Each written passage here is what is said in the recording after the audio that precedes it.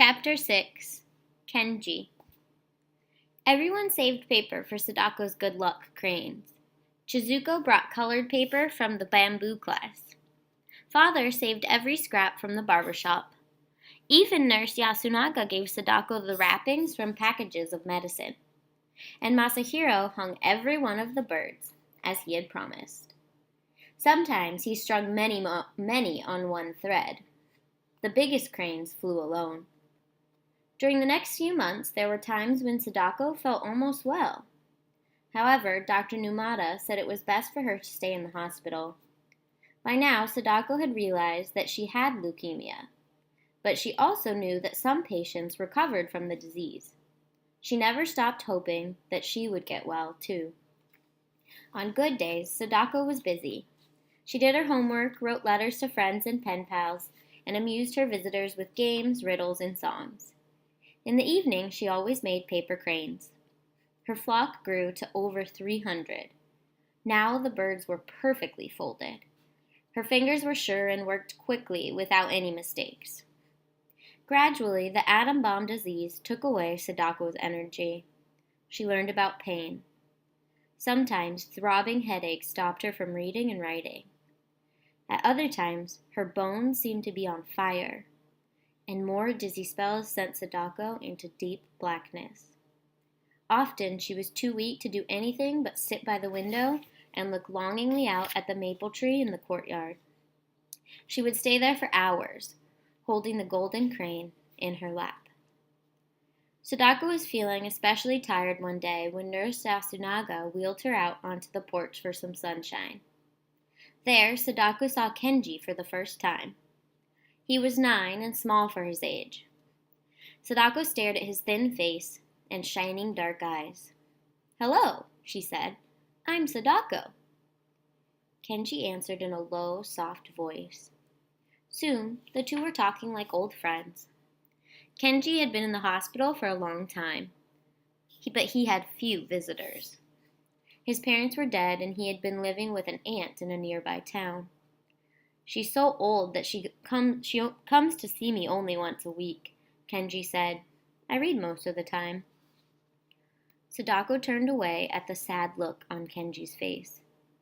"It doesn't really matter," he went on with a weary sigh, "because I'll die soon. I have leukemia from the bomb." "But you can't have leukemia," Sadako said quickly. "You weren't even born then." "That isn't important," Kenji said. "The poison was in my mother's body and I got it from her." Sadako wanted so much to comfort him, but she didn't know what to say. Then she remembered the cranes. "You can make paper cranes like I do," she said, "so that a miracle can happen." "I know about the cranes," Kenji replied quietly, "but it's too late. Even the gods can't help me now." Just then, Nurse Yasunaga came out onto the porch. "Kenji," she said sternly, "how do you know such things?" He gave her a sharp look. "I just know," he said. "And besides, I can read my blood count on the chart. Every day it gets worse." The nurse was flustered. "What a talker," she said. "You are tiring yourself." And she wheeled Kenji inside. Back in her room, Sadako was thoughtful. She tried to imagine what it would be like to be ill and have no family. Kenji was brave, that's all. She made a big crane out of her prettiest paper and sent it across the hall to his room. Perhaps it would bring him luck. Then she folded more birds for her flock. 398, 399. One day, Kenji didn't appear on the porch. Late that night, Sadako heard the rumble of a bed being rolled down the hall. Nurse Yasunaga came in to tell her that Kenji had died. Sadako turned to the wall and let the tears come. After a while, she felt the nurse's gentle hand on her shoulder.